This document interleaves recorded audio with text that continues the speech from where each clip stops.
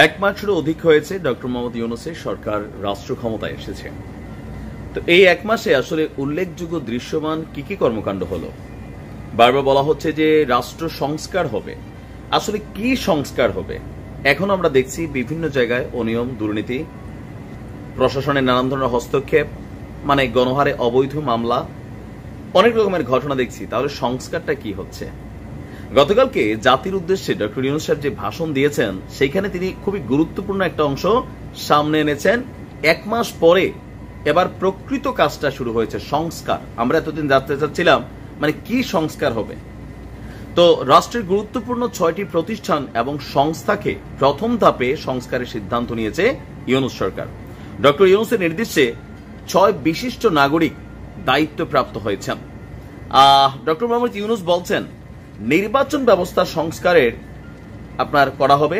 তো নির্বাচন ব্যবস্থায় সংস্কার কে করবেন? কমিশনের প্রধান হিসেবে দায়িত্ব পালন করবেন ডক্টর বদিউল আলম মজুমদার। আরেকটা গুরুত্বপূর্ণ সেক্টর পুলিশ প্রশাসন সংস্কার কমিশনের কাজ করা হবে, আর সেখানে কমিশনের প্রধান হিসেবে কাজ করবেন সরফরাজ চৌধুরী।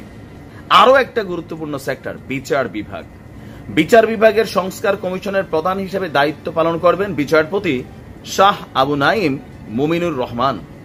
আরেকটা গুরুত্বপূর্ণ সেক্টর দুর্নীতি বা দুদক। দুর্নীতি দমন সংস্থার কমিশনের প্রধান হিসেবে দায়িত্ব পালন করবেন ডক্টর ইফতেখারুজ্জামান। আরেকটা গুরুত্বপূর্ণ সেক্টর জনপ্রশাসন মন্ত্রণালয়।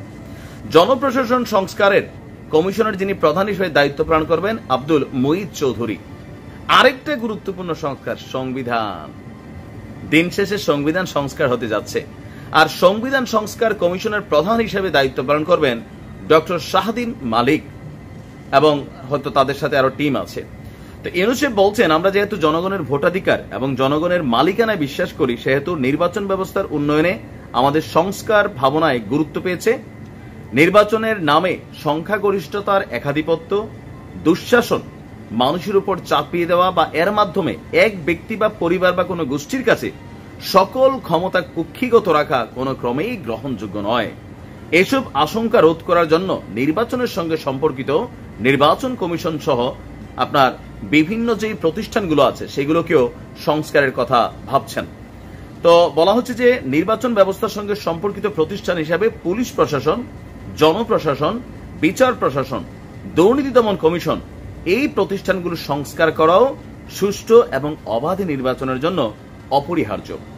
এসব প্রতিষ্ঠানে সংস্কার জনমালিকানা ভিত্তিক, জবাবদিহিমূলক এবং কল্যাণমূলক রাষ্ট্র ব্যবস্থা প্রতিষ্ঠায়ও অবদান রাখবে বলে ডক্টর ইউনূস বিশ্বাস করেন। এর পাশাপাশি সমাজের সকল স্তরের মানুষের প্রতিনিধিত্ব এবং স্বার্থ নিশ্চিত করার জন্য তিনি আপনার জুলাই অভ্যুত্থানের বার্তাকে প্রতিফলিত করার জন্য সাংবিধানিক সংস্কারেরও তারা প্রয়োজনীয়তা অনুভব করেছেন। সংস্কারের প্রাথমিক পদক্ষেপ হিসাবে এই 6টি কমিশন গঠন করা হয়েছে। এসব কমিশনের কাজ পরিচালনার জন্য বিশিষ্ট ব্যক্তি যারা, তাদেরকে দায়িত্ব দেওয়া হয়েছে। আর এরপরও আরো বিভিন্ন বিষয়ে কমিশন গঠন প্রক্রিয়া অব্যাহত রাখা হবে। এসব কমিশনের অন্য সদস্যদের নাম কমিশন প্রধানদের সাথে আলোচনা করে ঠিক করা হবে।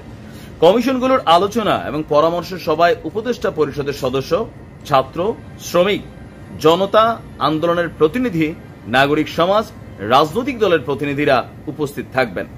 পূর্ণাঙ্গভাবে গঠিত হওয়ার পর কমিশন আনুষ্ঠানিকভাবে তার কাজ শুরু করবে এবং 1 অক্টোবর থেকেই শুরু হতে যাচ্ছে এই সংস্কার প্রক্রিয়ার প্রথম যে মূল কাজটা। তা আমরাও চাই এই সেক্টরগুলো ক্লিয়ার হোক, ভালো মানুষ এই জায়গাগুলোতে দায়িত্ব পালন করুক।